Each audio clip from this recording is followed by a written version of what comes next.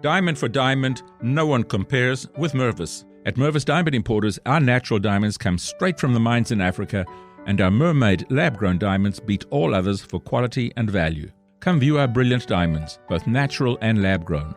Mervis diamonds are so bright and full of fire they will blow you away. So will the affordable prices. Our diamonds may steal your heart, but not your wallet. See our mermaid lab-grown diamonds and learn how to get a larger diamond for less. You can get a bigger mermaid lab-grown diamonds than you ever thought possible. And with Mervis financing, you can enjoy up to 5 years to pay with zero interest. Our generous full-value trader policy and our lifetime warranty program easily make Mervis your first choice. When you mount a world-class Mervis diamond into a designer ring from our huge collection, there is no equal. Mervis Diamond Importers. For an appointment, call 800-HER-LOVE or go to mervisdiamond.com. Again, that's 800-HER-LOVE or go to mervisdiamond.com. From hook and bullet to policy and science, we're here to discuss and dissect all matters of importance to Montana's rugged landscape and the people and wildlife that call it home. This is Montana Untamed.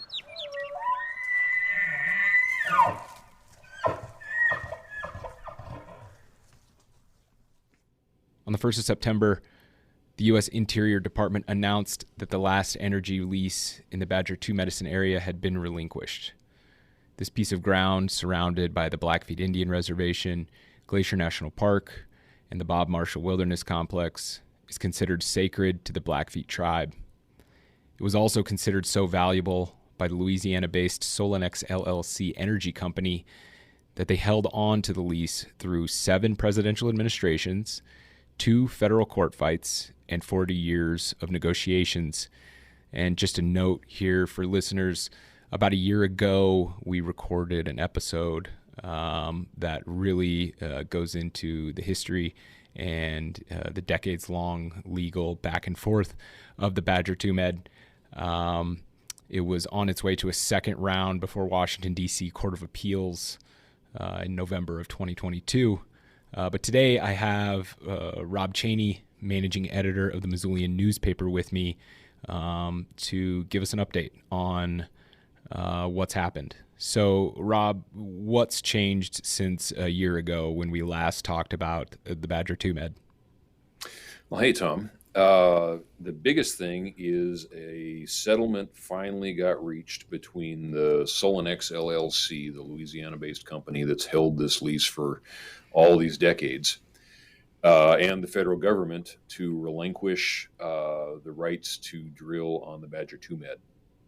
And I don't know the value or how much money got spent on that. I have heard it was in the millions of dollars, but the actual public value of that lease in terms of what they originally paid for it back in 1982, and then some payments that they made just to keep the thing current, was about, I think, $32,000.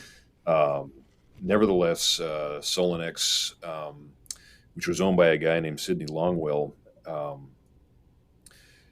he died a few years ago. His family and the rest of the owners of Solenex hung on to the lease and kept fighting, even though I think it was 27 other companies, 29 other leaseholders, all voluntarily relinquished their leases back in between 2010 and 2016. The Solenex folks just held out until last week when Interior announced they finally let it go. Okay, so just to be clear, these were just leases held. No actual drilling or any sort of resource extraction has happened in the area. That is correct. This piece of land is 6,247 acres, and it sits in a sort of a flattened T-shaped rectangle just off of Highway 2 as you come over the Marias Pass summit heading towards East Glacier. It's kind of right in the middle of that stretch of road. You can't see it from the road, but the South Fork of the Two Medicine River flows just southeast of the road, and the lease actually straddled the river. It never was developed. I think there might have been a two-track road for some exploration work to be done there, but nobody had ever had a chance to drill it or develop it or otherwise do any work on it. Right. And while there were a number of other leases in that Badger 2 Medicine area, nobody else had ever punched a hole in it, as far as I know. Okay. So let's go through, we talk about decades of legal back and forth. Let's give folks a roadmap, a timeline of the Badger 2 Medicine and, these leases. Well, to start at the very beginning, we go back 12,000 years. Not to be too David Attenborough on you, but the Blackfeet actually did do sponsor a great deal of archaeological and anthropological research of the area. And they scientifically confirmed their occupation of that territory, literally going back 12,000 years or more. Wow. They considered it a major part of the landscape in their creation stories.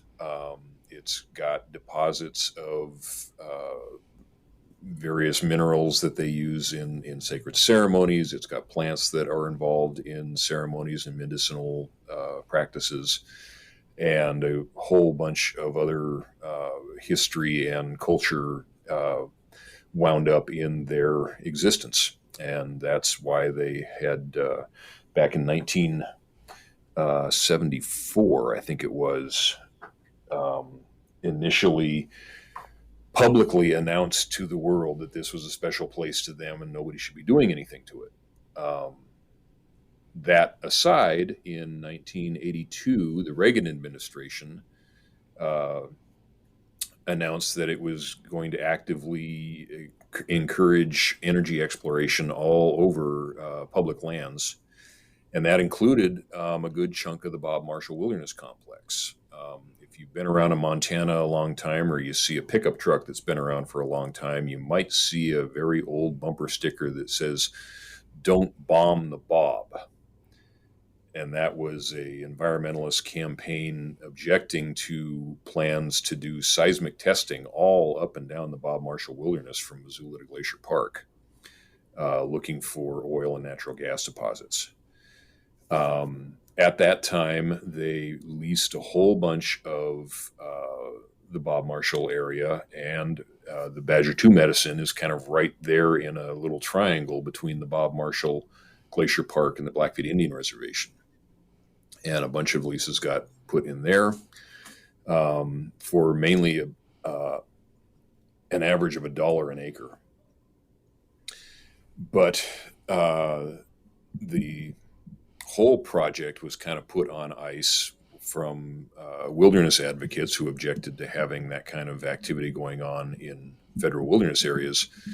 And then the tribes raised the point that as a sovereign nation, they needed to be officially consulted on areas that they considered highly sensitive to their culture. And that consultation had never occurred. So in response, the Interior Department actually put all those leases on ice and began to systematically cancel them all later in the 1980s and the 1990s.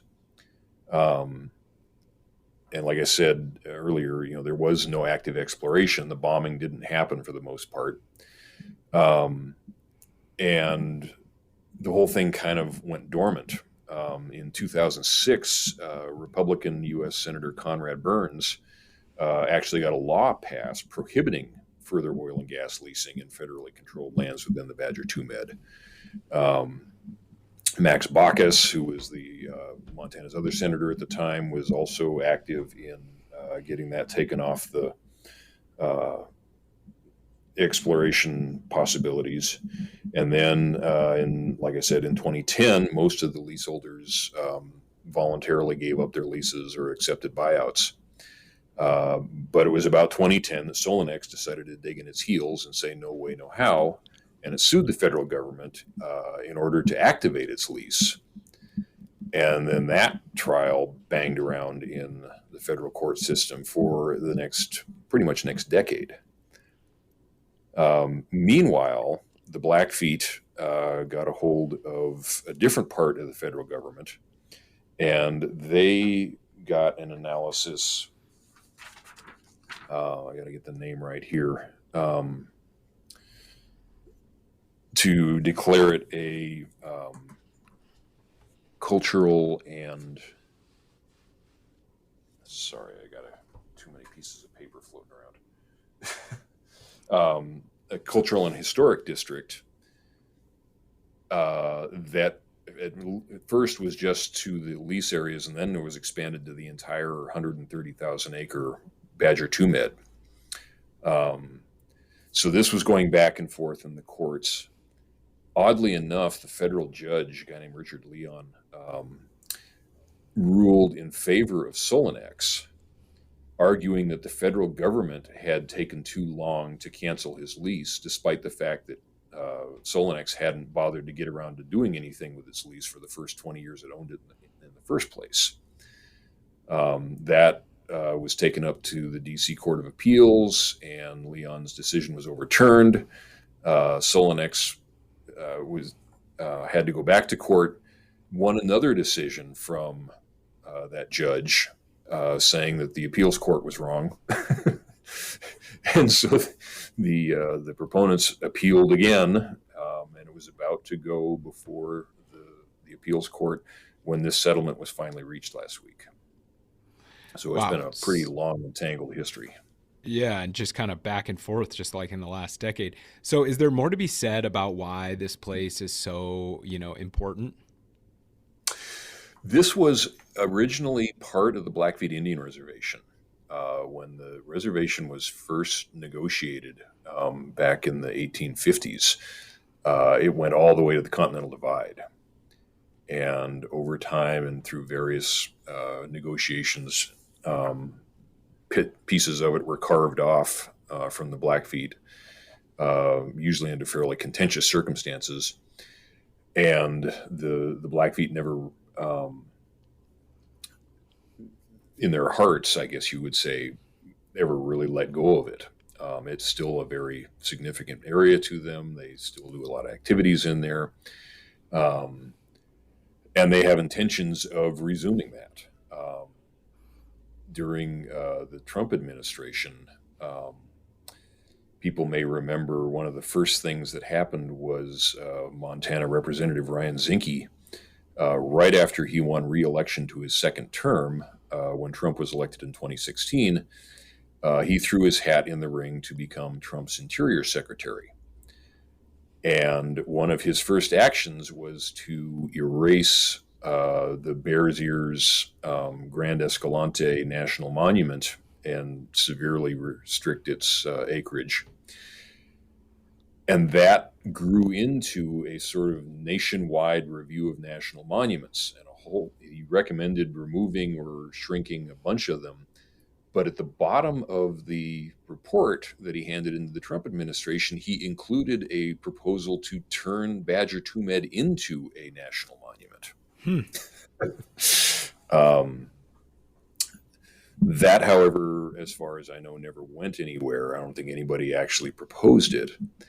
But shortly thereafter, the Blackfeet themselves proposed a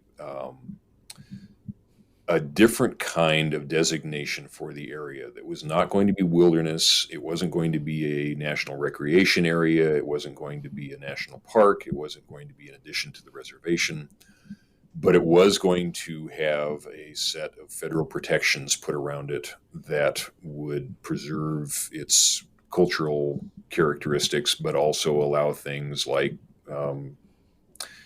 cattle ranching or grazing or hunting or cultural activities.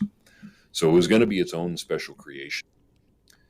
And Senator John Tester put a bill in to see about making that happen in the last congressional session. I think it got a committee hearing, but didn't get much farther than that. And as far as I know, it hasn't been upped this session. But now that this Solenex thing is finally put to bed, they may have the spare time to go back to that project and see if they can bring it about. Right. Yeah, that's kind of interesting that, a national monument designation, although it would provide, protections to the land for, in perpetuity, it would be at odds with some of the traditional use, I would think, that, the Blackfeet tribe wants to maintain in that area, which is kind of an interesting tangent we could probably go down. But who I think it's pretty clear, but maybe lay out who was involved in the fight. So a whole lot of allies came together to carry this fight on. The Interior Department canceled the 3 leases besides Solenex in 2016 at the request of the Blackfeet and the Blackfeet Headwaters Alliance, the Glacier Medicine Alliance, the National Parks Conservation Association, the Pecuni Traditionalist Association, the Wilderness Society, and Wild Montana were all involved. The final card to play in this thing came from the Wyss Foundation and Hans-Jörg Wyss, who is a international philanthropic donor to a lot of conservation causes. And they, I understand, put up the money that I haven't got the figure yet for that paid this off finally. But this brought an awful lot of people together, and they hung together for literally decades, trying to keep this land under protection.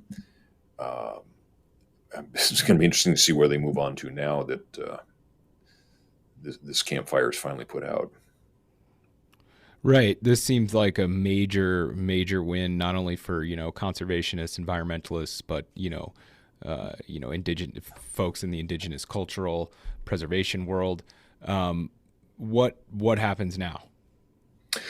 So now the focus I'm watching on is whether that special designation area comes back. Ryan Zinke is back in Congress, and I would not be surprised if I saw something from his office saying he's going to bring that back. He's had a pretty tight relationship with the Blackfeet, or somebody else may bring it forward in some omnibus wilderness bill. It's a curious place ecologically. It's got grizzly bears and wolverines and native cutthroat trout on the east side of the divide, west slope cutthroat on the east side of the slope. Go figure. And a kind of a crucial area where the prairies suddenly turn into the Rocky Mountains. And those kind of ecotomes are really sensitive places for elk and deer and all kinds of other wildlife that, making sure that area has some kind of special conservation protection is going to benefit an awful lot of critters and not just people. So, I mean, I guess, as you said, the campfire's officially out on this, but there could be some other stuff pop up. There's always going to be some interest in drilling for oil around the Blackfeet Indian Reservation. John Murray, the historical preservation officer, told me a long time ago that every so often somebody will punch a well into the Blackfeet Reservation and they will get something that looks like it came right out of a Pennzoil motor oil can. It's so, as the oil guys call it, it's so sweet. But the geology there is hugely complicated. Finding the right spot to punch that hole is a terrible gambler's roll of the dice, which is why it hasn't seen the same kind of development that the Bakken has to the east side of the state.